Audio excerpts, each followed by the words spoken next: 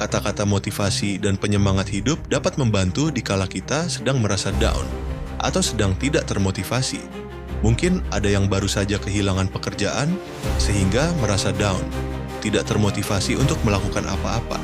Untuk yang sedang mengalami hal seperti itu, kata-kata motivasi dan penyemangat hidup pertama yang bisa direnungkan adalah di luar sana banyak juga orang lain yang bernasib sama. Jadi, kita tidak sendirian, ada orang lain yang juga mengalaminya. Mengapa hal itu bisa menjadi kata-kata motivasi dan penyemangat hidup? Karena jika kita merasa bahwa kita tidak sendirian saat sedang mengalami hal buruk, maka kita akan lebih bersemangat untuk mengatasinya. Dengan mengetahui bahwa ada orang lain yang juga mengalami hal yang sama seperti kita, maka kita akan lebih bisa menerima bahwa keadaan memang tidak baik-baik saja. Mungkin lebih tepatnya, belum baik-baik saja. Sejak terjadinya pandemi, keadaan memang belum sepenuhnya kembali normal. Masih banyak orang yang harus berjalan pelan-pelan, bahkan merangkak tertatih-tatih untuk bertahan, bahkan kembali ke keadaan semula.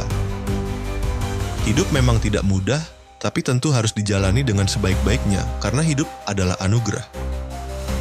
Yang Maha Kuasa memberikan hidup pada kita, agar kita menjalaninya dengan baik dan bertanggung jawab. Kalau kita menghadapi kesulitan hidup itu dengan perasaan down berkepanjangan, sehingga tidak mau melakukan apa-apa untuk menjadikannya lebih baik, itu artinya kita tidak bertanggung jawab terhadap hidup yang sudah dianugerahkan kepada kita.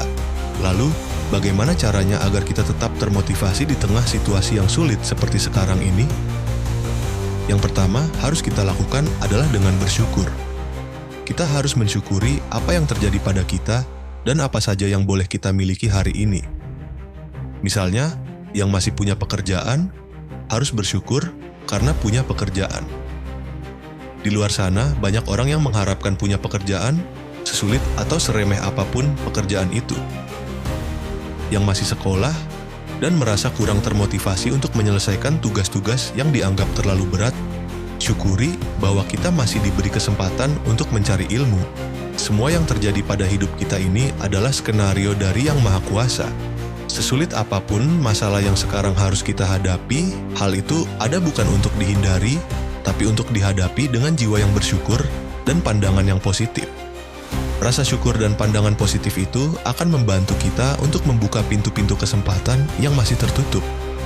Jika kita mampu untuk mensyukuri apa saja keadaan yang saat ini harus kita jalani, berarti kita adalah orang yang beruntung. Tidak banyak orang yang mampu untuk bersyukur. Maka, dengan menjadi bagian dari orang yang bersyukur, artinya kita adalah orang yang beruntung. Kedua, kita harus berani keluar dari zona nyaman. Di musim pandemi yang lalu, banyak orang yang terpaksa harus keluar dari zona nyaman.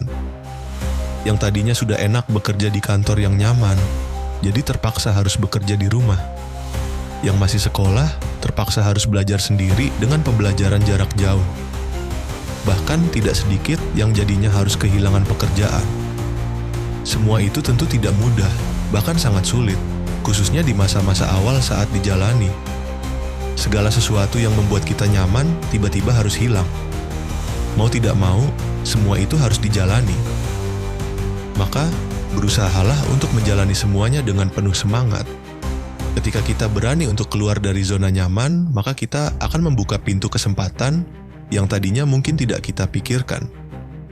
Ingat saja bahwa orang-orang yang sekarang menjadi besar, orang-orang sukses, semuanya bermula dari langkah kecil. Di awal sebelum menjadi sukses, mereka tentu mengalami banyak kesulitan dan tantangan. Tapi, semua itu mereka jalani dengan ikhlas, sampai akhirnya berhasil dan sukses. Ketiga, pikirkan proses bukan hasil.